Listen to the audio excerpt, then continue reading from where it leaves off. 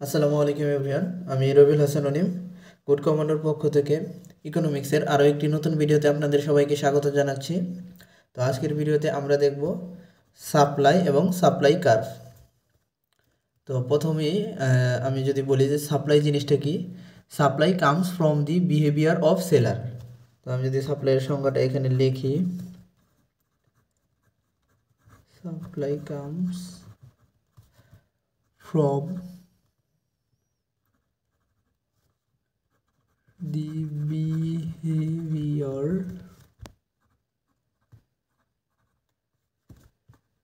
of seller।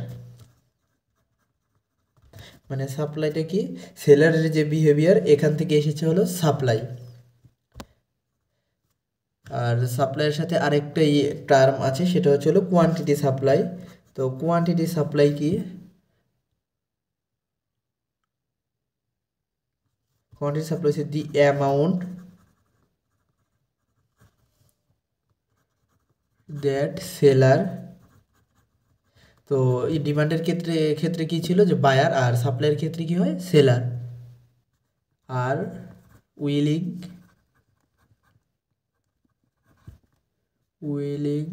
and able to sell।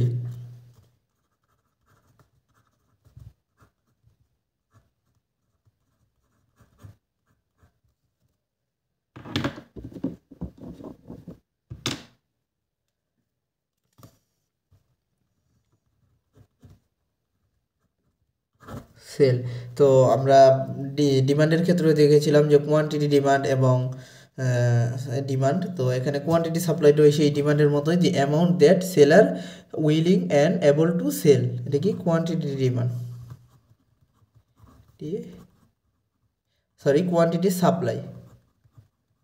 তো quantity supply কি হয়, the amount that seller are willing and able to sell. তো আমরা এখন দেখলাম যে সাপ্লাই এবং কোয়ান্টিটি সাপ্লাই। তো এখন আমরা দেখবো হচ্ছে ল অফ সাপ্লাই।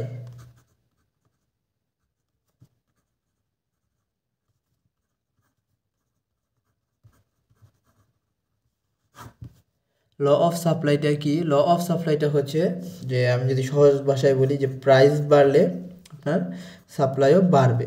এটা হচ্ছে হলো সহজ ভাষায় ল অফ সাপ্লাই। তো এটাকে যদি আমরা ভালোভাবে যদি বলতে চাই যে law of supply the claim that the quantity supply of a goods rise when the price of the goods rise other thing equal. মানে যখন হচ্ছে হলো আপনার প্রাইস বাড়বে তখন যেমন কোয়ান্টিটি সাপ্লাইটা আছে সেটিও বাড়বে। এই জিনিসটা হচ্ছে হলো ল অফ সাপ্লাই। তো এই ল অফ সাপ্লাই যদি অ্যাপ্লাই করে আমরা যদি কোনো প্রোডাক্ট বা গুডসের একটা সাপ্লাই কার্ভ দেখতে চাই, তো আমরা সাপ্লাই কার্ভটা দেখবো হচ্ছে যে এরকম, যে এটা হচ্ছে জিরো, মানে জিরো থেকে এই দিকে মুভ করবে। কারণ কি, কারণ আমরা জানি যে ল অফ সাপ্লাই থেকে আমরা জানি যে প্রাইস বাড়লে আপনার কোয়ান্টিটি সাপ্লাইটা বাড়বে। তো এইদিকে হচ্ছে হলো কোয়ান্টিটি সাপ্লাই আর এদিকে হচ্ছে হলো প্রাইস।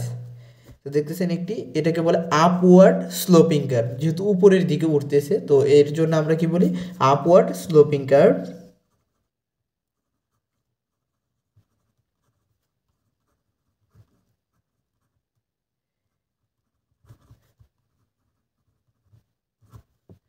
Upward sloping curve.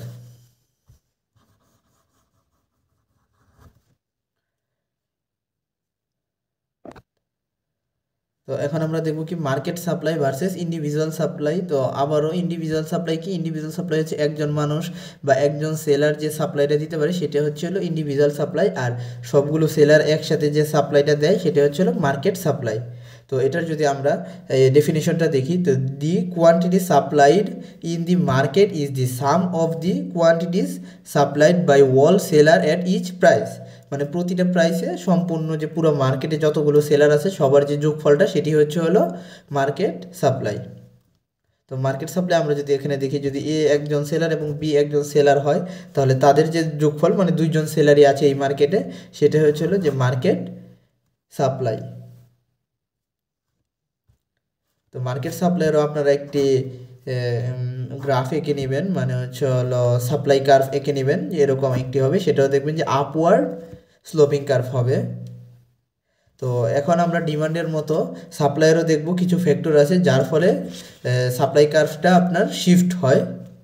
তো এখানে ফ্যাক্টরগুলো কি, ফ্যাক্টর 1 নম্বর হচ্ছে প্রাইস, বরাবরের মতো প্রাইসটা হচ্ছে ডিমান্ডও ছিল এবং সাপ্লাইও ছিল, কিন্তু প্রাইসটা কিন্তু আপনার শিফটের জন্য দায়ী না, প্রাইসটার জন্য কি হয়, মুভমেন্ট হয়, সেটা আমরা ডিমান্ডে দেখেছি, সাপ্লাইও ঠিক সেরকমই। তারপর এটা হচ্ছে ফ্যাক্টর অফ প্রোডাকশন, মানে কি কি জিনিস একটা প্রোডাকশন করতে প্রয়োজন হয় বা ইনপুট প্রাইস। এরপরে হচ্ছে এক্সপেকটেশন, মানে কি আমি এক্সপেক্ট করতেছি, সের উপর ভিত্তি করে আপনার সাপ্লাই কার্ভটা চেঞ্জ হতে পারে। তারপরে নাম্বার অফ সাপ্লায়ার্স, মানে কতজন সাপ্লায়ার্স আছে। তারপরে হচ্ছে টেকনোলজি, তারপরে হচ্ছে স্টেট অফ নেচার, মানে ওয়েদারটা কীরকম, ওয়েদারের উপরে তো আমার কীরকম আমি সাপ্লাই দিতেছি, ওই ওয়েদারে কি আমার সাপ্লাই বেশি দিতে হবে না কম দিতে হবে। যেরকম শীতের পোশাকটা আমার শীতকালে একটু বেশি সাপ্লাই দিতে হবে, গরমকালে তেমন সাপ্লাই দিতে হবে না। এগুলো হচ্ছে হলো আপনার সাপ্লাইয়ের যে ফ্যাক্টরগুলো, 6টি ফ্যাক্টর। এখন আমরা দেখব মুভমেন্ট ভার্সেস শিফট। তো এখানে মুভমেন্ট কোনটা, মুভমেন্ট হচ্ছে এইটা, যেখানে আপনার প্রাইস চেঞ্জ হচ্ছে কিন্তু আপনার কার্ভ একটাই। দেখেন এখানে প্রাইস কিন্তু 2 ছিল, তখন ছিল আমার কতটা, আমার সাপ্লাই ছিল 15, প্রাইস যখন বেড়ে গেছে মানে 4 হয়েছে, তখন হয়েছে আমার সাপ্লাই কত 25। তো এখানে দেখেন আমার চেঞ্জ হচ্ছে হলো প্রাইসে, সেই জন্য আমার এখানে কী হচ্ছে, মুভমেন্ট হচ্ছে, মানে এই পয়েন্ট থেকে আমার এই পয়েন্টে মুভ করেছে বা এই পয়েন্টে মুভ করেছে, আবার এখানে ধরলে আমার একটু নিচে মুভ করেছে বা উপরে মুভ করেছে, এরকম। তো আমরা ডিমান্ডে যেরকম দেখেছিলাম সাপ্লাই ঠিক সেরকমই, যদি আমার প্রাইসই চেঞ্জ হয় তাহলে এটা হয় মুভমেন্ট, এটা সবসময়। আর অন্য কোনো ফ্যাক্টরে যদি চেঞ্জ হয়, ধরেন number of buyers, number of supplier বৃদ্ধি পেয়েছে, number of suppliers, number of supplier বেড়েছে, তাহলে কি অবশ্যই আপনার সাপ্লাই বাড়বে। তো সাপ্লাই বাড়লে কি হয়, সাপ্লাই বাড়লে এটা হবে রাইট শিফট।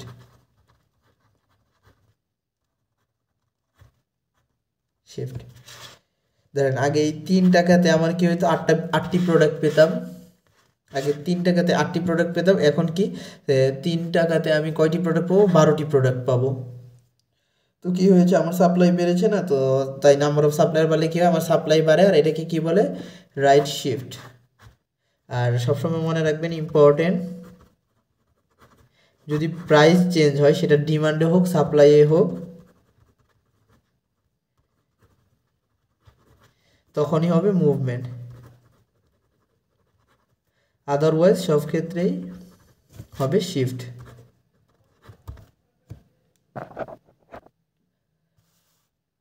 তো এখন যদি আমরা এখানে দেখতে চাই যে সাপ্লাই কার্ভ শিফট হয় কিসের জন্য, আমি তো নাম্বার অফ সাপ্লায়ারটা দেখালাম এবং প্রাইজেরটাও দেখালাম।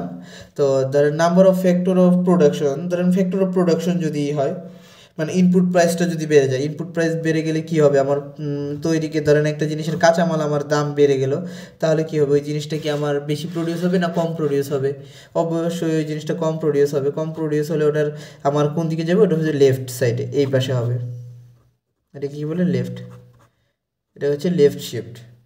আবার ধরেন প্রাইস যদি কমে যায় তাহলে কি হবে, প্রাইস কমে গেলে আবারও বেশি তৈরি করতে পারবো, তাহলে হবে রাইট শিফট। আবার টেকনোলজি, ধরেন এখনের যে টেকনোলজি আছে, এই টেকনোলজি দিয়ে আমি এতগুলো সাপ্লাই করতে পারি, তো টেকনোলজি যদি আমি আপডেট করি তাহলে কি হবে, তাহলে আরও বেশি সাপ্লাই করতে পারবো, মানে রাইট শিফট হবে। তারপর ওয়েদার যদি ভালো থাকে তাহলে আমি বেশি করতে পারবো, এখন থেকে আরও বেশি প্রডিউস করতে পারবো বা হচ্ছে হলো সাপ্লাই দিতে পারবো। তো ওয়েদার যদি ইনক্রিজ হয় তাহলে আমার কি হবে, যে ওটা হচ্ছে পরিস্থিতির উপর ওয়েদারটা, তো আমরা টেকনোলজিটাই দেখি, যদি টেকনোলজি বাড়ে তাহলে কি হবে, রাইট শিফট হবে।